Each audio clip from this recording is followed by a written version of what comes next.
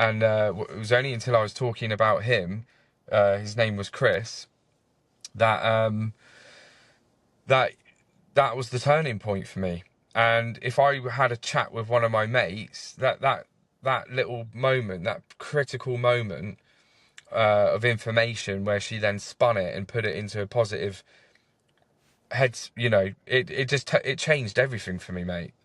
So I know I sound like I'm waffling a bit, so I do apologise, but yeah, it's I'm trying to find a video on it because there was a video that Dapper Laughs put up.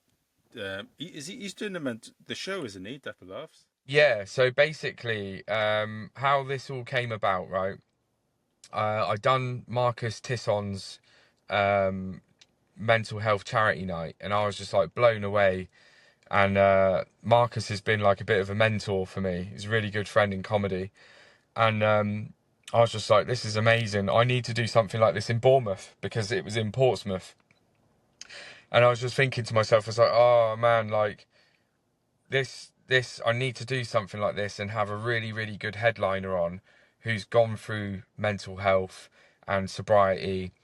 And obviously Daniel O'Reilly, who's known as Dapper Laughs, he's been very public with his sobriety and his mental health and his counselling. And I was about 8 months into my sobriety and counselling, and then I started seeing his posts come through. And he is very, very articulate on being able to explain that we weren't alcoholics. We were just relying on drugs and alcohol to snap us out of our headspace. Whereas obviously alcoholics is very different. They are alcohol dependent. They can't get up, So he was very good at explaining what I couldn't verbalize to my friends. So I knew he was going to be the perfect candidate. So I wanted Dan to come to Bournemouth and headline men's mental health charity night, which was going to be held at the Pavilion in Bournemouth. They've got a really nice ballroom at the back, and it was a 500 seater, which I thought was just massive because I haven't been in comedy that long, and I could only really sell out on a pro night 80 seats. So for me, 500 was like, whoa, that's massive. Like, how are we going to do it? And Dan was like, look, trust me, don't worry, we'll sell that out, so quick.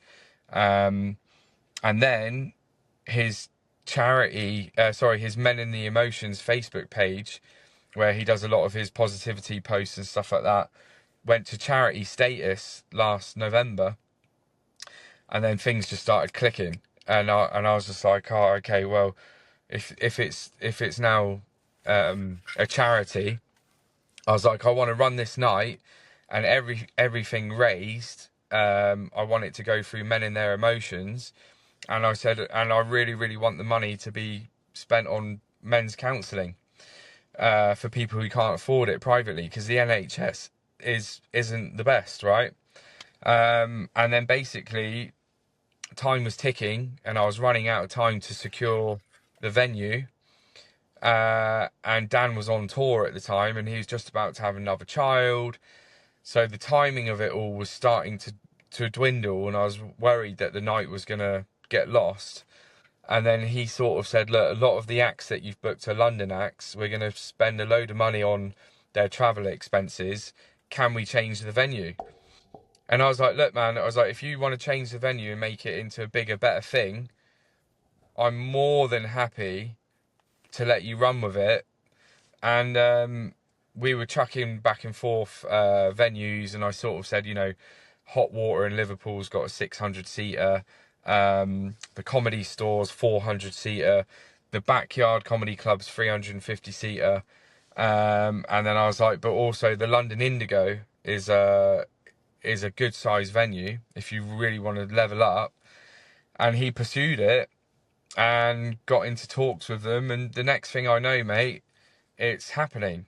Friday the 18th of July, Men in Their Emotions men's mental health charity night.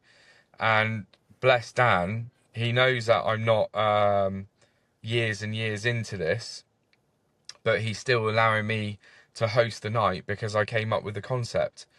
So, I mean, that goes to show his character, like, because if he could have pushed me out of this Yeah, and yeah, run with it and taken full control and been like, yeah, look, mate, this just come on as a do a 5 or a 10 or, you know. And I said to Dan, I was like, look, I was like, there's only one person who this means more to than me to host, and I was like, and that's you. That's you, Daniel O'Reilly, right? I said, if you're willing to host it yourself, and I'm an act, and I'll do a 10 spot or whatever, that's the only way I'd be happy to sort of step down, because it just means so much to me this night. Like, there'll be no one else in the comedy world who's been going for years and years and years, whatever, that it will actually mean something to them. They're just going to rock up and host it, and it's another gig to them. Do you know what I mean? Whereas for me, I feel so heavily connected with it. Um, I'm just very passionate about helping other people now, you know, because yeah, I've been through it, man. It's not a good place to be at all. It's heartbreaking, and families are getting destroyed because men, once they fall down, they can't pick themselves back up again, you know. And once we hit that rock bottom, it's hard work to get yourself back up, because you know, once a man's down and we're in that self-loathing phase, we can't see the end. We can't see that things are going to turn back round and better days are coming, you know. So this is why this night's so important, because I've been there myself. Dan's been there himself.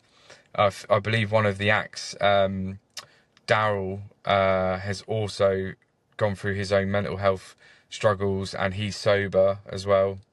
So we're not doing this to push sobriety. You know, 3 of us out of 6 are sober, but it's absolutely helped us get to where we want to go, and we're just riding the wave of it all, man. It's just been a mental 18 months for me. yeah. But But what you're saying there about mental health, a lot of comedians, it's quite well publicized that a lot of comedians and entertainers suffer from mental health. So this yeah, is what you're doing is have an effect on more than, I mean, with comedy, you've seen it yourself. There's a lot of struggles, and doing comedy that it mentally challenges you. yeah. I mean, it is stressful. Comedy comedy for me means a lot, because I've stopped riding motorbikes since becoming a parent. That, like, I'm well into like um off-roading and sports bikes and stuff like that. And since having a kid, it's taking time away from me being a parent, because it was always a weekend thing. Yeah.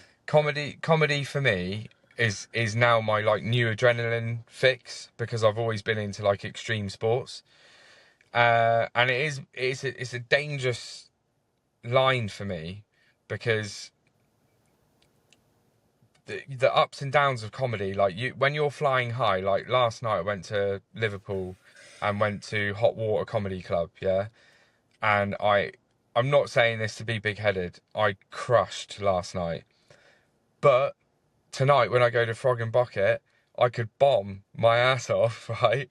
And be in a world of pain mentally all week. Oh, what went wrong? And you know, you're always up on like a tipping scale of happiness. It's really, it's nearly like self-punishment as a comic. I don't know why we do it, but also it's like when you get that room rocking and they're all laughing.